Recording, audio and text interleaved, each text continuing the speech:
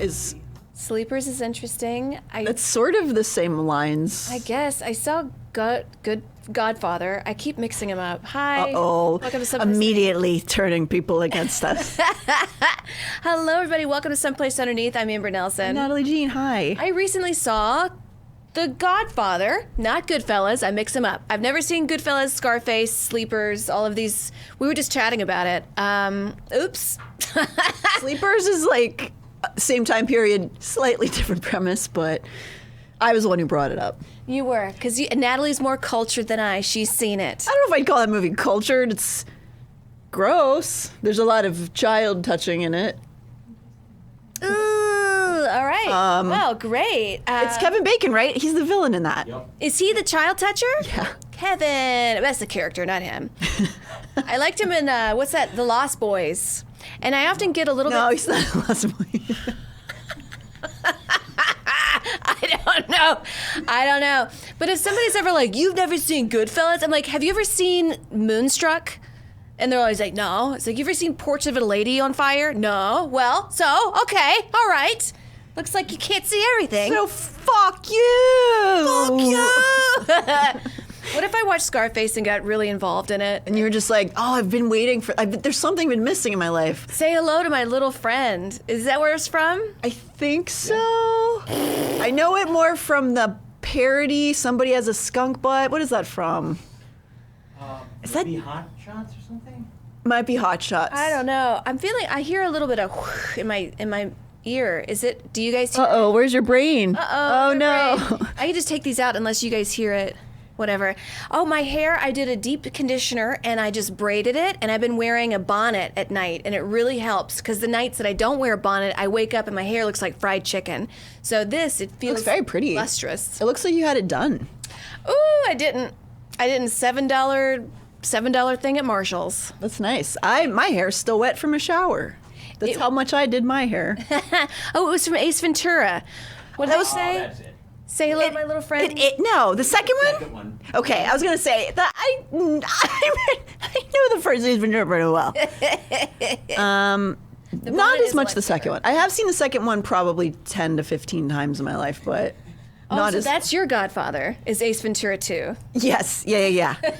Bigger fan of the second one, just like the second Godfather. You know, I'm not. The second Ace Ventura is not great. Oh, right. But he does come out of a rhinoceros's asshole. He does, and there he is rapes that. a penguin, and you're like, Ace Ventura, He what? he rapes a penguin. Oh my God, you're fake news. I'm just kidding. Somebody did just say that Sicily is outlawing Goodfellas merch. Godfather. I'm a ding dong. When the wind blows through my ear, I hear a whistle. Oh boy. But I guess banning it because they said it's offensive, which I imagine it is. But I think they're probably just annoyed by people wearing it. Probably. Like, yeah, we're offended. Stop it. Stop it. I guess it's like influencers moving to New York City. Like that. Is Maybe. anybody Sicilian in the chat? Where are up a Sicilians at? Where Throw are up a Sicilians? gun. All right, now you're stereotyping. Delighting Gale plays. Hope y'all are restored and refreshed. Not bad. We had a fruitful break. Right. I went to San Juan. I just took the Amtrak because I didn't want to deal with TSA and I didn't want to rent a car. You know me, I hate driving. I went to San Juan Capistrano, which was gorgeous. It was like spaghetti Western kind of vibes. And it was kind of a boomer trip I took. And then I went sea kayaking. And then I went to stayed at the Margaritaville, major boomer. I read old men's astrology charts at the bar. I think if boomers were having those kinds of trips, they wouldn't be as angry. I don't think that's a boomer trip.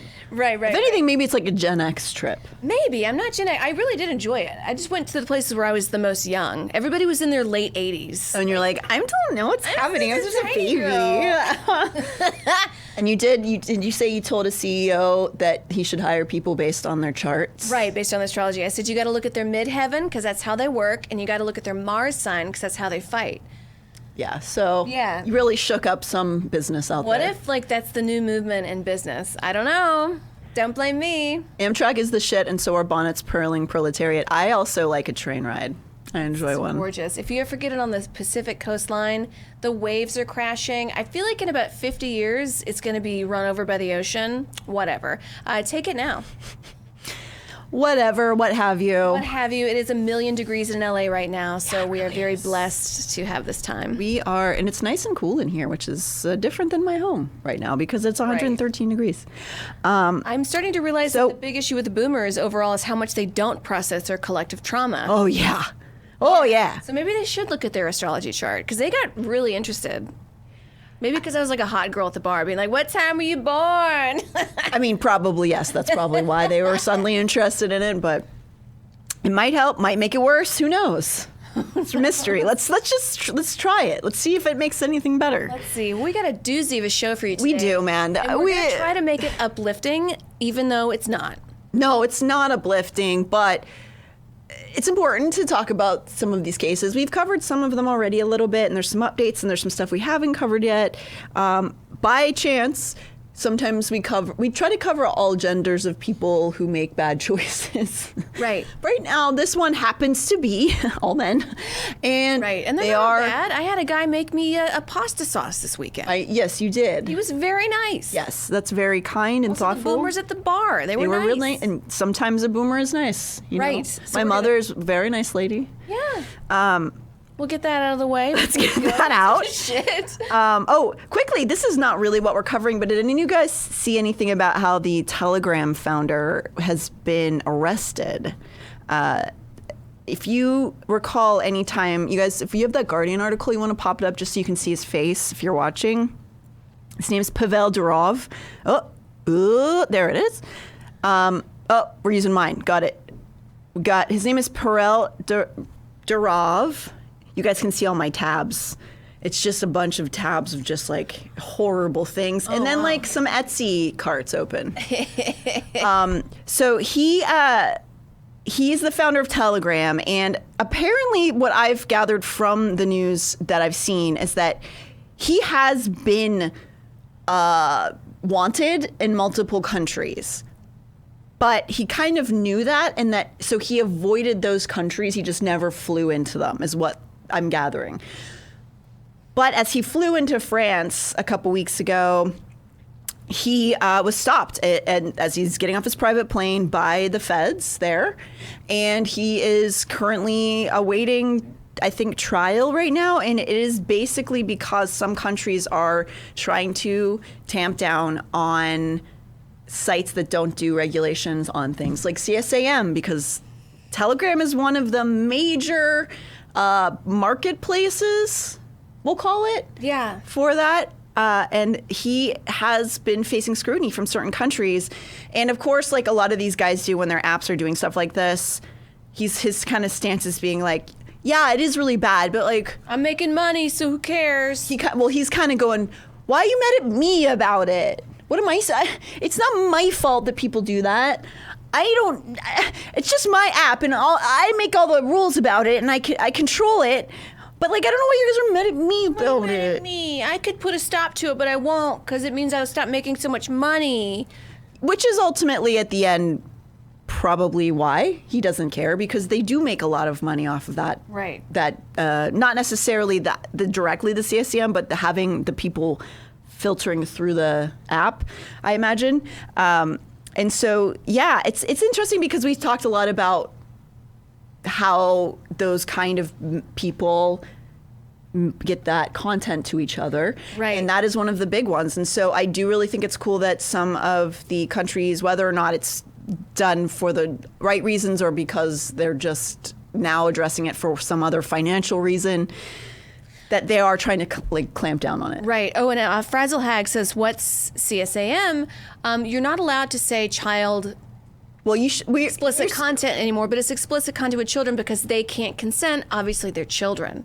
So yeah. That's what it is. So he has children on his website doing sexually explicit things, and he's fine with it. He has people exchanging those images and videos through Telegram. There's a couple that are really big. Telegram's one. There's one called Signal. There's another one that I'm blanking on right now, but they're apps that aren't as monitored and regulated, and so it's a lot easier for people to exchange this content. So CSAM is the more updated version of what we used to call Child P. For obvious reasons, I think it makes sense that we would want to change that, because when you're saying Child P, you are It's like condoning it? suggesting that like somehow, because P would suggest that it was consensual, right?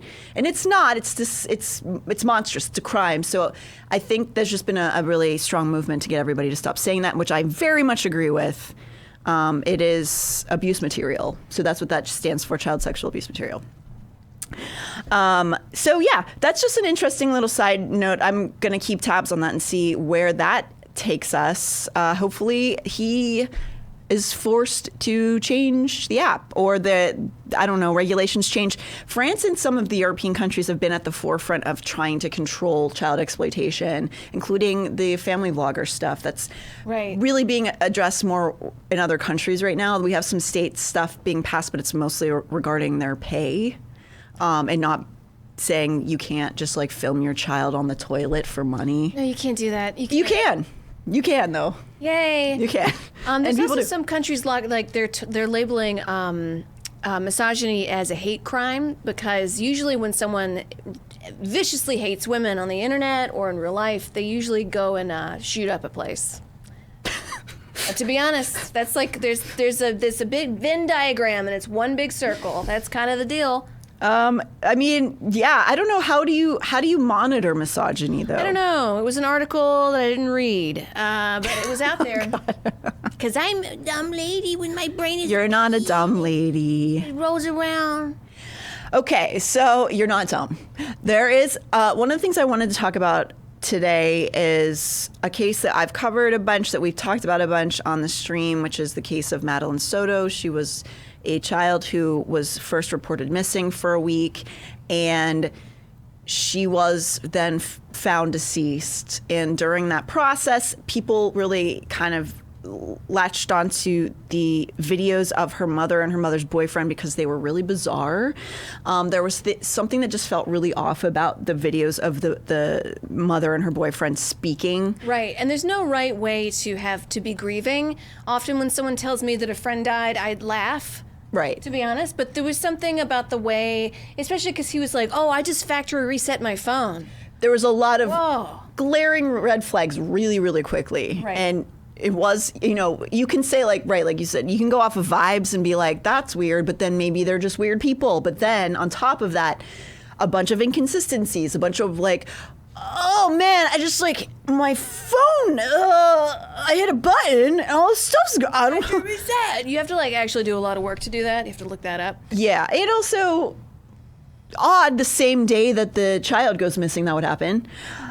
So, of course, unfortunately, and I guess fortunately, because we have some conclusion, it's still in the process, but the boyfriend, whose name is Stephen Stearns, he was initially arrested when they found a bunch of files on his phone that he thought he had deleted, of thousands of files of CSAM off of his hard drive, and he was taken in for that, and then eventually he's facing charges of also the murder of this little girl. And it's a horrible story. I could talk about this case for literally hours, but we don't have that time. The reason I'm bringing it up is because over the course of this last few, half a year, because this happened in February to March, people have been like paying to get like for FOIA documents so that we can have access to like police interviews and just different parts of this case, because people are really invested in it. And a lot of people feel really weird about her mother, myself included. I did. A lot of people were giving her the benefit of the doubt. I wasn't. No, because the mother was in an interview saying, "Oh, I let her sleep in bed with my boyfriend because I get tired and anxious." Yeah, that's something that came out really quickly in this case. Like within the first week or so, this is being revealed that her daughter would sleep in bed with her boyfriend regularly, and also with both of them as a 12-year-old. So that, of course, immediately to me is like, what? Wait, what? Wait, what? And a lot of people felt that way. And so these headlines started coming up in the last week or so, basically saying headlines like this, if you want to pull up the Yahoo site there, if you have it, that police have no plans to charge Jennifer Soto, sources say. And this is a little distressing when you first see the headline, but it is not really accurate. We're finding out now, as new things are being released, that she was facing immunity for certain things. And there's probably also some formulaic thing that police do where to get her to have information out, to help get this case solved fully, they're not charging her right now, but that doesn't mean she's not going to end up with charges. Right, because it's the police, it's not the lawyers. They could just say this to get the good cop, bad cop, and her to say something. Yeah. So even though these headlines have been coming out that people are feeling really discouraged about, because a lot of people are very angry that she's not currently in jail or awaiting trial as well, especially because, like you just mentioned, you want to pull up the Fox Orlando. This is something that we need to reiterate, that night that she was last seen alive, her mom sent her to sleep with the murder suspect, Stephen Stearns, before she disappeared. We know now that that's because he killed her after performing some horrible acts that he had been doing to her for years. But that she, as we find out, commonly would have them sleep in bed together. And then the question becomes, is it because she's just clueless about stuff? Is it because she's involved? Is it because she is in denial? Right. Did he harass her? Did he abuse the mom and say, if you don't, I'll kill you? So there's these kind of questions. And so this is why a lot of people get involved with wanting to hear the police interviews and all that. So yeah, a lot of us have gone through them over and over and over again. But this new one that just came out with the mom, I think is really interesting. And I just wanted to kind of talk a little bit. I'm going to also show you here, if you want to pop over to my screen, I just want to give you a quick review of these people. Oh, your PowerPoint? Here, let me plug it back in here. Oh, while you do this, May Himmage says, I'd be interested to see how many people will act super weird publicly after after something like that get convicted of said crime versus people who are innocent and just grieve in a different way. Right. And you got it? Okay. Yeah, totally. And that is completely valid. That some people are just going to be, are we having issues with connection? We're good? Oh, yeah. We can pop it back on. Thank you. That people are just going to be kind of awkward people and might just not know how to be on camera. But then when you mix in these other really weird elements. So I just wanted to show you quickly to remind everybody, this is Stephen Stearns. He is L'Oreal, yeah. Yeah, he is gross, man. So he's the semi-ex-boyfriend of Jennifer Soto, although they were still kind of seeing each other, and he would still come to their house all the time, even though they had been allegedly broken up since last year. He's currently awaiting trial for the essay and murder of Jennifer's daughter, 13-year-old Madeline Soto. They are from the Orlando area. He was originally arrested due to the possession of thousands of files of CSAM, some of which he was present in. So he was creating it as well. So he's like, he doesn't only have it, he's like in it. He's producing it, yeah. That's like double jail time, dude. I do think that possibly that's why they're holding out on charging her potentially, because they might be trying to break a much bigger story as far as like a ring. He had money a lot and never had a job. Is this the case where there's like a couple guys a few doors down that also got arrested for the same thing? Well, yes, but there's so far never been a connection. But yeah, there was right after that two men who lived in like the same neighborhood. So I don't know what's scarier, that it's connected or not connected. I know, right? I don't know. Like, what's scarier? I don't know, to be honest. So Stephen Stearns is around 37, 38. I don't have his birthday offhand. But so he has a vast and varied history of sexual deviance and criminal behavior from childhood, according to multiple sources, but has never been charged with any of the offenses that he has rumored to have done until now. But he has, according to a number of people that has been who have grown up around him, been around him, that he has been doing stuff, messed up stuff, since he was literally a kid. He also is, interestingly enough, a guy that has a traumatic brain injury, which is what we see a lot with violent offenses That's too. something we'll look into 100 years from now, maybe. Yeah, when the right. mental health crisis has helped. Yeah. So this is Madeline Soto. She had just celebrated her 13th birthday. Her life was taken somewhere on or around February 26, 2024. Cause has been determined to be strangulation. It was just her 13th birthday. Through digital forensics, it has now been discovered that her mother's boyfriend, Stefan, has been regularly assaulting her from the age of 8 when he had first entered her life. He was also making content of these assaults in their home. This is the mother. It's Jennifer Soto. She has a smile on her face there, because later on she doesn't. She has a lot of issues. They both do. I'm not going to get too into this, but they both obviously have addiction issues. They're both taking a lot of pills. I don't know if they're all prescribed, but there's a lot of weird stuff going on. This is, again, the mother of Madeline. She's in her late 30s. She's facing scrutiny for her behavior regarding her deceased daughter and the fawning over her ex-boyfriend, Stefan Stearns, that we see over and over again.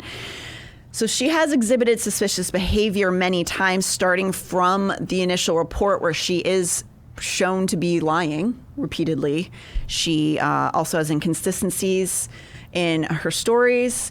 And she's also been observed attempting to protect Stefan multiple times, including by reaching out to Stefan's father to warn him to get a lawyer for Stefan after he had been arrested for CSAM of her daughter. Oh my God. So after he was arrested for horribly abusing her daughter, what she did was call Stefan's dad and be like, make sure you get him a lawyer. He needs help. Which is not a good sign to me. Oh my God. How? Like, I just don't understand. I don't know, man. She was in your body for 9 months, your daughter. There's a lot of, man, I could go on. We could talk about her. I have a lot of thoughts about Fuck Jennifer. her, man. But she almost gets worse jail time than him. Well, here's the thing. I never want it to be like, oh, the mom's worse than the perpetrator. But we already have him in jail, right? He's never getting out. No. He's not getting out of jail. So now it's to look at the mother and go, like, how much did she participate? How much did she ignore? How much did she just literally hand her daughter over to a predator for what? Men's attention, for money? We don't know. But there is a newly released interview of Jennifer from the interview itself was from April 18th, my birthday, which is really fun. Oh, good. It gives them more insight into her headspace. And I wanted to just take a couple excerpts out of it. I know a lot of you have been somewhat following this, or at least heard us talk about it. And so I just really wanted to talk a little bit more about Jennifer and what process is going on with her, what she's thinking and how she's behaving. It's just really fascinating. So it doesn't help her image, I will say that much. So if you want to just pop on the first audio clip of Jennifer. That we were broken up. And then, at that point is when he moved up to bedroom 4. Okay. And once he moved up to bedroom 4, were there instances where Madeline would sleep alone upstairs with him?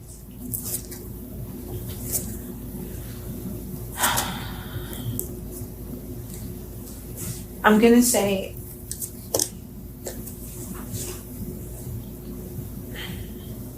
I want you to think carefully before you answer, because obviously we've gone through your phone and we've seen all the conversations that you've had with Stefan. So it's clear that that's occurring. So I'm giving you the chance to answer the question. yeah, I'm just trying to figure out how many times it's happened. Okay. Why are you allowing that to occur?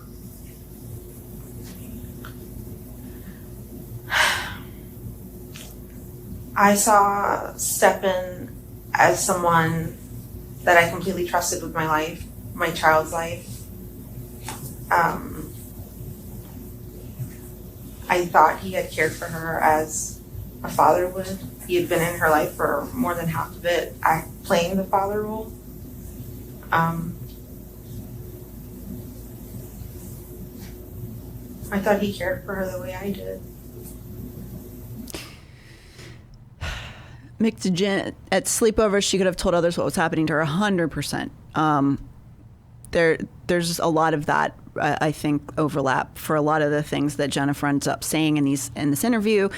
And she's sitting there with her lawyer. The lawyer is allowing her to talk to the police for an hour, and they're giving her immunity on this interview, which is not blanket immunity. It doesn't mean she can't be charged, but they're basically saying the things that you have lied about already, if you tell us the truth about those things that aren't the direct crimes, but like things that you definitely lied about to us, you don't get charged with that in this interview. Oh, so it's kind of like when you're a kid, an adult catches you, and they're like, if you tell me, you won't get that much in trouble, but if you say no, then you're going to get really in trouble. Yes. And you put it into that context too, it does sound to me like she is trying to get out of trouble and not.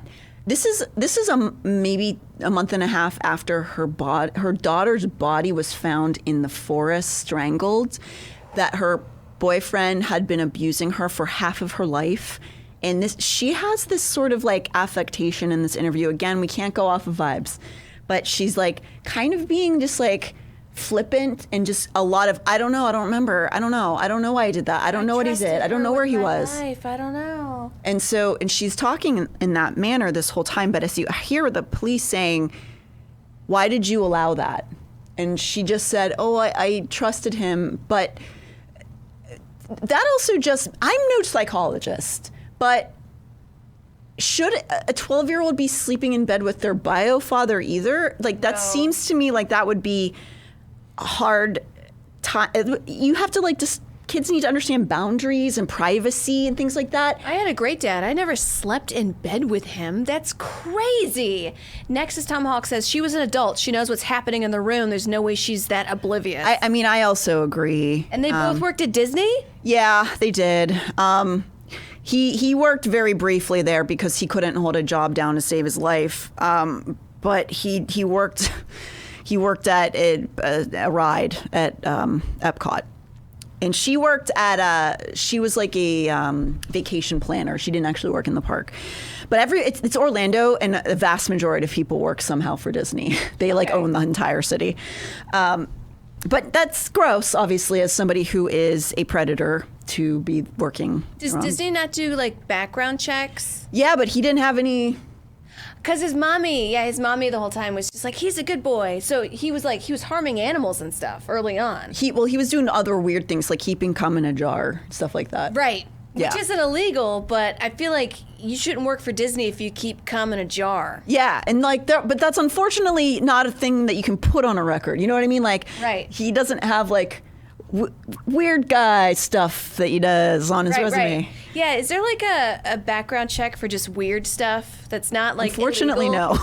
But just like if you pee in a jar and keep it in your room, you can't work at this company. He did, though. His one of his former friends said that he had been caught filming his mother, the friend's mother, while she was in the bathroom, and they didn't do anything about it because he was a kid. But his dad, the friend's dad, almost shot Stefan when they caught him. But then they just went like, if you get out of here, we'll never talk about this again. So he's been doing this stuff since he was literally like 12, 13 years old. How much things, like, because it makes me think of like when I was a kid and I would see something and I'd say something and I would get in trouble, but then it was resolved, right? How many times do you see something and then don't say something because you don't want to get in trouble, but then that person goes on to be a prolifically horrible person? Yeah, and this has happened. One of his old friends and roommates alleges he was caught with CSAM 15 years ago, and his mother paid off. And again, it's like, well, I don't want to make waves. I don't want to get in trouble, even though like you didn't do the bad thing. Right. And that's alleged. That's just through hearsay or through somebody who's not been verified, but somebody who said he knew him told this story. But let's listen to the next clip. I want to try to get through it. Did she ever have sleepovers? Like have friends come over and sleep over? Slumber parties, no. Did she ever go and attend any? No. Is there any particular reason? I mean, she's a 12-year-old girl on the cusp of being 13. Yeah, I've been very uncomfortable with sleepovers just because I know what can happen. Anything can happen in a sleepover. Well, then you can be the host house like we kind of were. You never hosted any sleepovers for her friends? For her friends, no. Did she ask about it? Yeah, she did ask. Was it probably a source of contention or arguments? it was, I guess what was the sort of argument is her and she wanted to really sleep over her best friend's house, and I just kept saying no, you never know what could happen. I don't know the dad, I don't know the brother, I don't know anybody there. Like I don't know what could happen to you. So, just afraid of her getting assaulted. And then your own boyfriend did it to your daughter. She didn't send her daughter to a sleepover because her daughter would tell everybody else what was happening. Yeah, that's why. If you want to go right to the third one, there's a pattern, I would say. If you want to just play the third one. Maddie had the opportunity to go visit her biological father in the fall out in Texas. Is that a yes? Yes. All right. Do you remember texting the biological father, "Hope nobody touches Maddie or tries shit or films her under the bathroom"? You remember sending that text? No. Actually, I can't actually think back to that. Okay. I think around the time that Maddie was going to fly out to Houston, there had been an airline person that had gone into the bathroom and placed their camera on the toilet to film. And I remember thinking, I don't want Maddie, I'm afraid of Maddie being alone on a plane, because what if an attendant does that to her? I said, hold on, let me fix something in the bathroom. And in reality, they're setting up a camera. This did happen to a girl. Okay. So I want to say may have been concerns over that. Okay. Now, June 16th of last year at 9:30 p.m. and 27 seconds, you texted Stefan this: "Maddie's no longer sleeping with me. I can't risk it." What does that mean?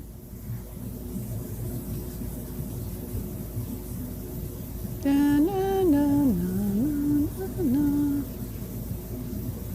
have no idea.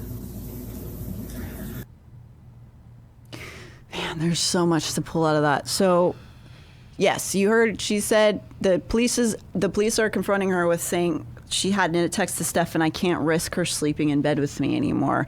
And then she goes, "I don't know. I don't remember what that means."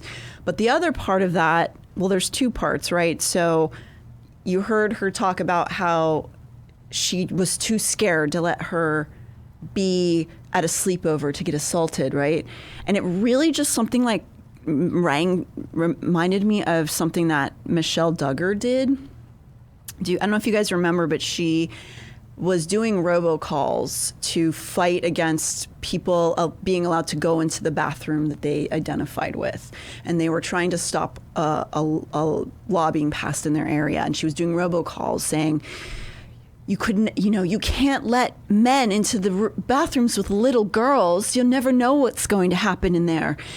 And this is all well past the point where she knew that her son had been saying her daughters. And it's almost like this projection or like this dissonance where you know it's happening, so you need to like project that to something else. It's like not happening here. No, I'm stopping it from happening, so I'm actually a good mom. Even though these things are happening in my home, if I project it over here, like, see, I care. I'm taking care of her. I'm protecting the kids. So her saying that, because I do think that she knows. And another thing why I think she knows, if you heard her just in that clip say the police confronted her with Maddie's birth father, she texted him saying, no one better touch her or film her under the bathroom doors. Well, you know what one of the things that Stefan was charged with doing in their home after he was arrested? Filming under the bathroom doors. Yes. Who would ever even think about that? Right. No, but that's not a coincidence. There's just no way. She knew. And the reason that she starts, I didn't keep it got redacted. There's a part in between that and her starting to talk about the story on the airline. It's because they confronted her with it. And she was like, I don't know why I would say that. That's weird. And they confronted her with the evidence that Stefan had been doing that. And she went, oh, I know. It's because like this guy in the airplane and the flight attendant, I was so scared that Maddie was going to. It's because she knew that Stefan was doing it. I hate this bitch so much. I'm saying that allegedly. I hate this bitch so fucking much. It's really upsetting. Oh, she looks fucking crazy. Not that we should go by looks, but like her eyes are just like, in that, in the interview. Well, and she's like, and like your daughter's dead and your boyfriend did it and you know he did it. And in all of their interviews, both Jennifer and Stefan are constantly talking about their anxiety. They can't remember anything because they have to take pills for their anxiety, but they're taking opioids and stuff. They're taking stuff that knocks them out for 14 hours at a time. And if your anxiety means that you can't protect your kid, then Maddie had grandparents who loved her. Her bio dad wanted to spend time be with her, like would have had her, but for whatever reason that maybe we'll find out, Jennifer wanted Madeline, even though she didn't really parent her at all. And seemed in some ways to kind of resent her, in my opinion. But you want, Pop, I think we have one or two more clips left real quick. Okay. Now, my understanding is that you had some sort of period tracker that you kept track of Madeline's period with? I had a calendar app that I would write what days she would get her period, yeah.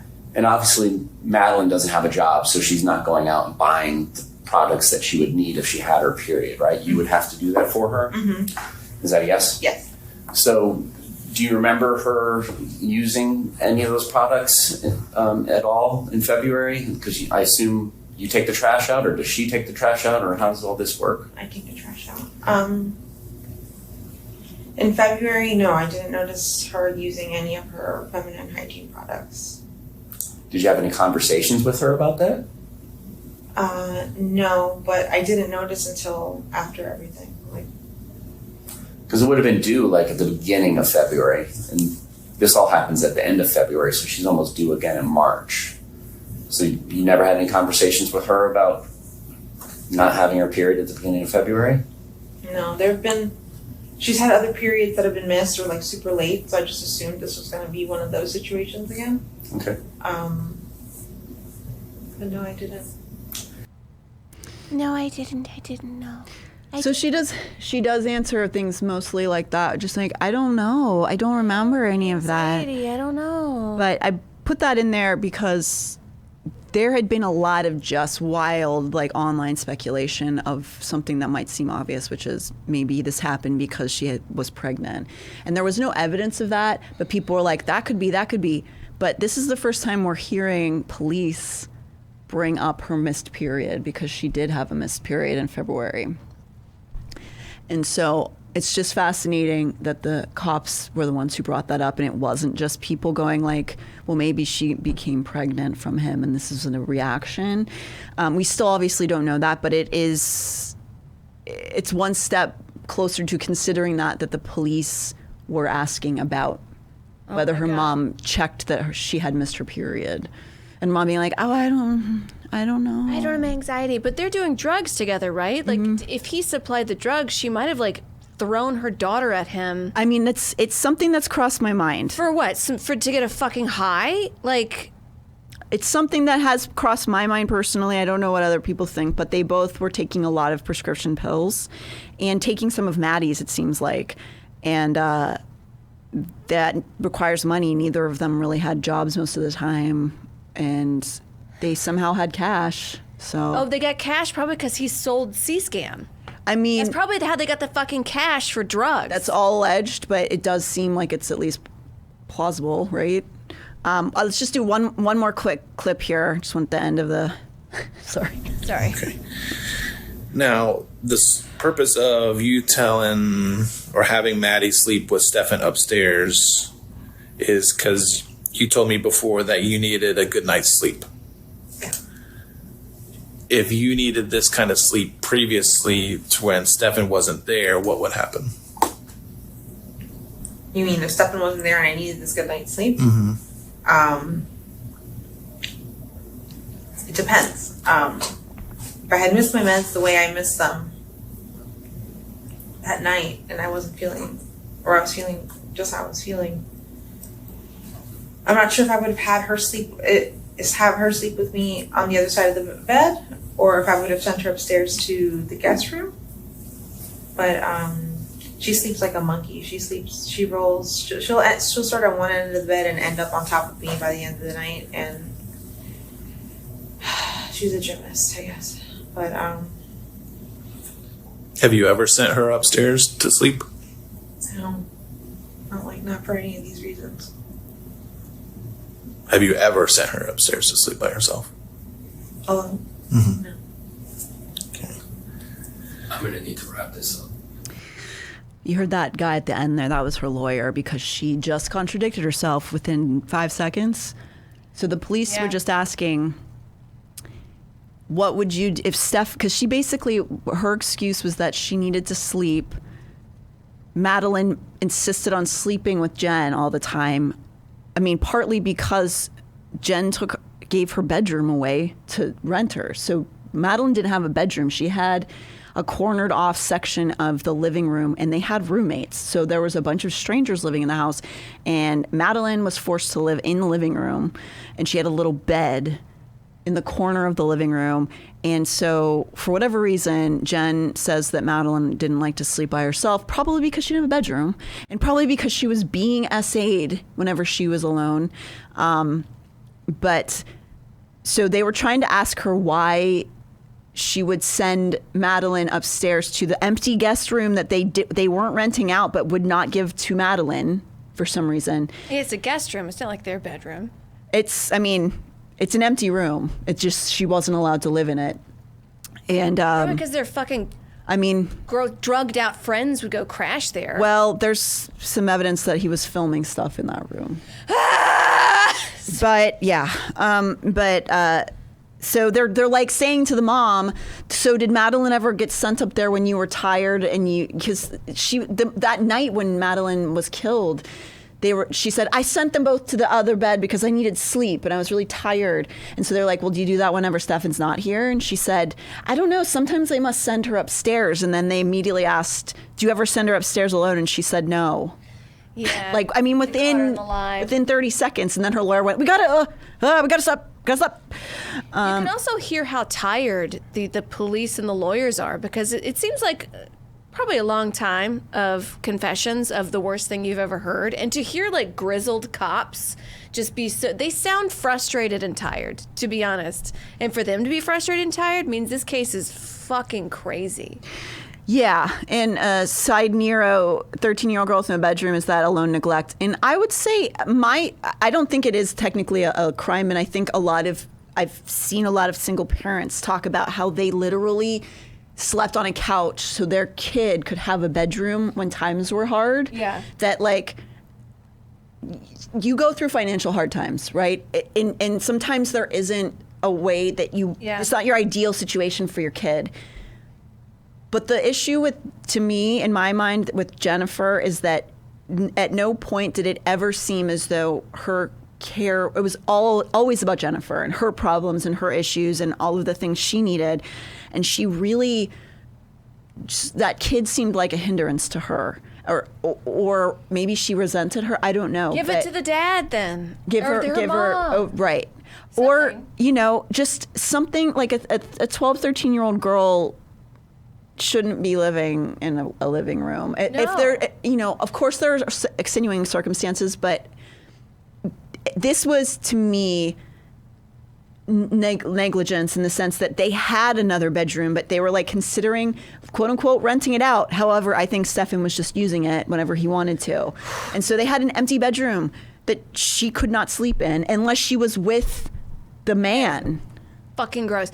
My family, my mom and dad and I, we, went through some very hard times, did not have a lot of money. We lived in a 1-bedroom apartment. Mm-hmm. What they did is I got the bedroom and then my parents slept in the living room. Look at that. I didn't even know that happened to you. That's so and I think they were just like, she can't just be sleeping in the living room. Like, I think I was like 12. Yeah, that age, kid growing up. Like, yeah. And it was like the bedroom, not mine, bedroom, and then the living room, and then the stairs. So I couldn't just like have a guest over or leave or whatever, because they wanted to be like, no, the 12-year-old girl should sleep in a place. Yeah. And no, my dad never wanted to sleep with me.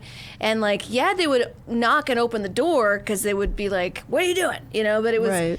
I don't know, they made sure I was dressed. Like, I don't understand what the fucking problem is. And I know we're just getting back on break and I'm so fucking mad.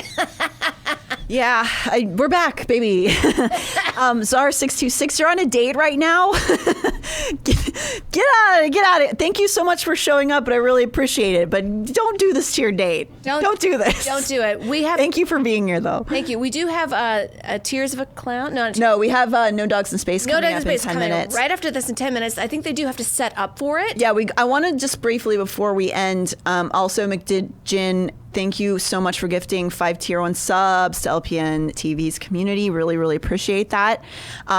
This is a story that I will absolutely 100% be coming back to because we're not going to have enough time to go too deep. And this is something that a lot of people have reached out to us on, and it is wild. It's just another story that you just can't believe is happening. I don't know if any of you have followed the Sandra Birchmore case, but it's now finally like cresting a little bit. But it was something that was really an atrocity for a couple years, that there was just no justice for this girl.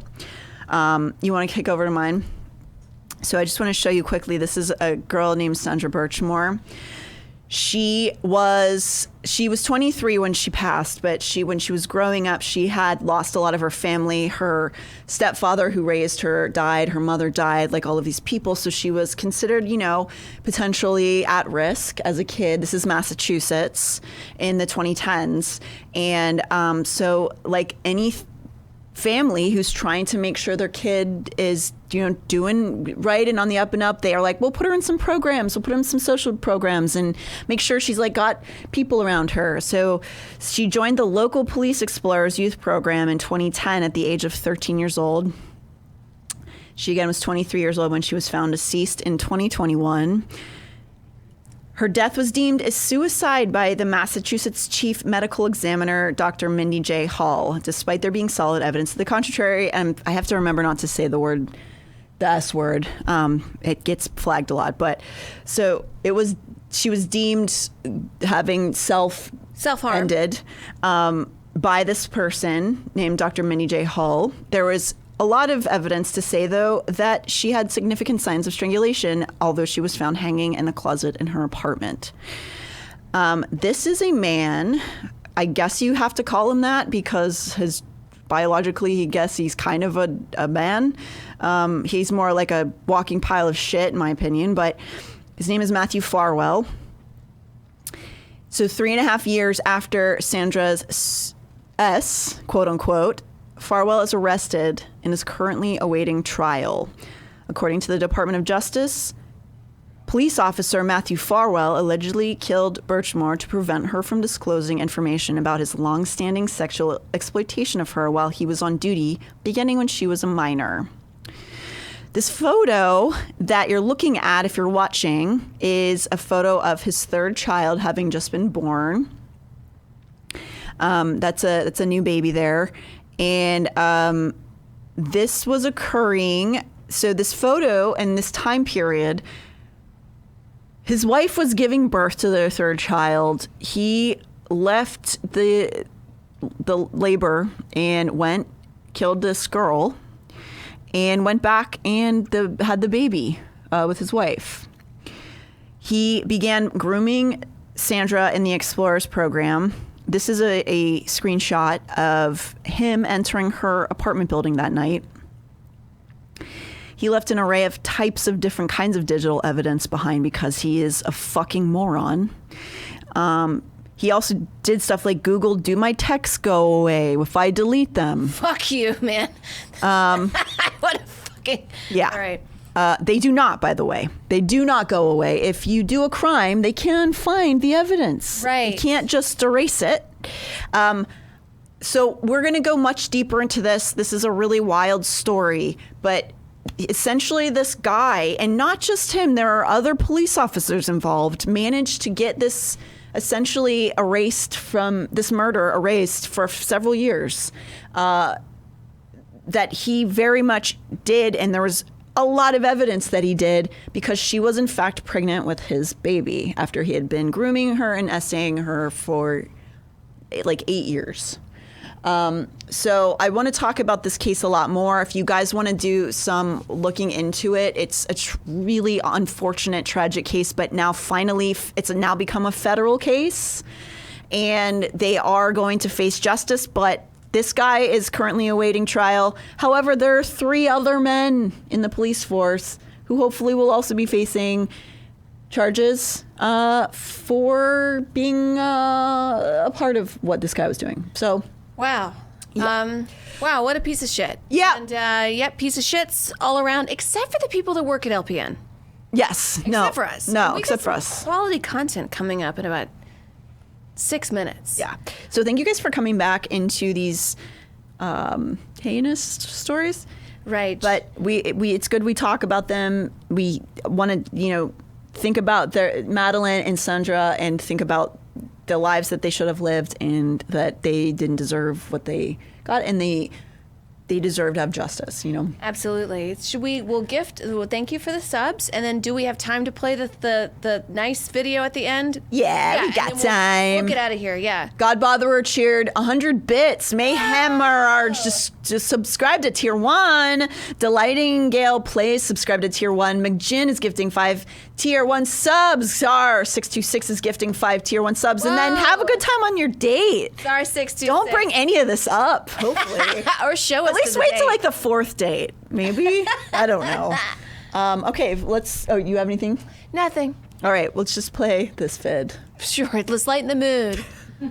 My favorite things this time of year is when states have students design the I voted stickers. Michigan did this, asked students of all grades to submit their designs. You see some of the finalists there on your screen. They all have something to do with the state of Michigan. Oh, I like that. 2 of my favorites I want to put up. I love the cat one. It's good. Yeah. Not my favorite, but close.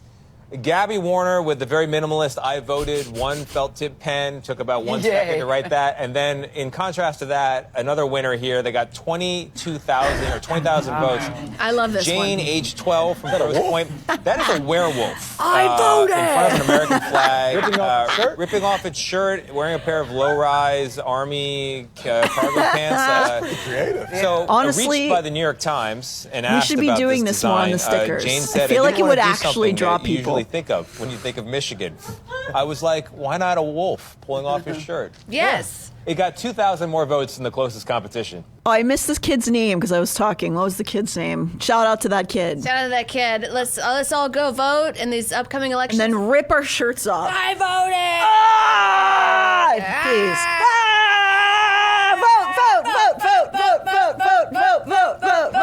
Vote. We love you guys. We'll be back some more. Welcome back. Wee.